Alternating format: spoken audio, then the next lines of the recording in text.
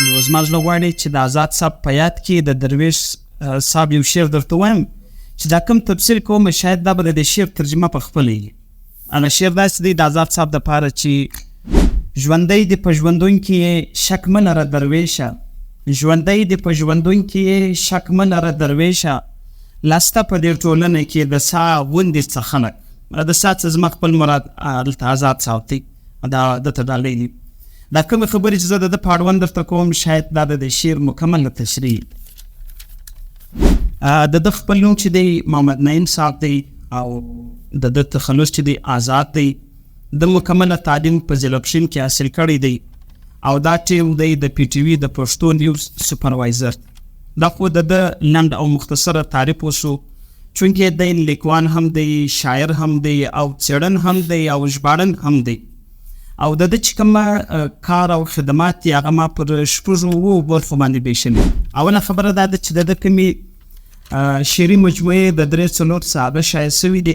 د هغه نومونه ستاسو مخکې ږدم: پښتني انځور، د مینې چینا، د خیال پیرزونې، د خیال څو توري مزل. دا د ده شاعري او یا شعري مجموعې دي. او دویم د دې چې کومې څېړنې د کړي دي هغه کې اول چې دی د ملا کلندر شعري ټولګه، د مبارز شاعر ملا عبدالسلام اشیزي اند او هنر، او دریم آزاد نظرونه لومړی ټوک، آزاد نظرونه دویم ټوک، آزاد نظرونه دریم ټوک، آزاد نظرونه څلورم ټوک. زما امید دی چې پنځم هم ناچاپي. او د ده شپږم چې کوم دغه دی د خان شهید د خپل ژوند لیک په هنداره کې یا په رڼا کې چې هغه زموږ د نن موضوع ده. او د ده بل څېړنه چې د هغه په 20مې پیړۍ کې د شاته پاته قانون او مبارز مخکشان. دا د ده دویمه برخه ده. دریمه برخه د ده خپل یو ناول دی د نیکمرغه په نامه سره چې نیکمرغه خاوره. او دریم د ده یو پنځ دی یا زرزرینې خبرې چې هغه ته موږ په عامه ژبه اقوال زرین یا په عالمانه ژبه موږ ملفوظات ورته وایو. د ملفوظات د خپل دي د سره یو ځای کړي دي.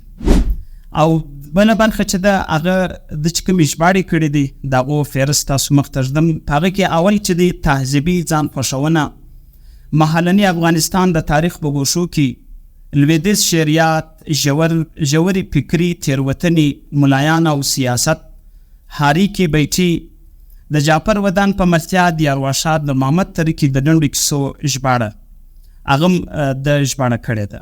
او بل شی چې دی هغه سپېڅلي ګناهګاران چې د هغه موږ په انګریزي کې د هولي سینک په نامه سره هم یادوی سو. او نم شی چې دی هغه تاریخ او سیاست. او د ده نسمه نکته چې ده هغه د پښتونخوا د داستاني ادبیات د بېلابېلو لیکوالو مقالې د یو ځای کړي دي.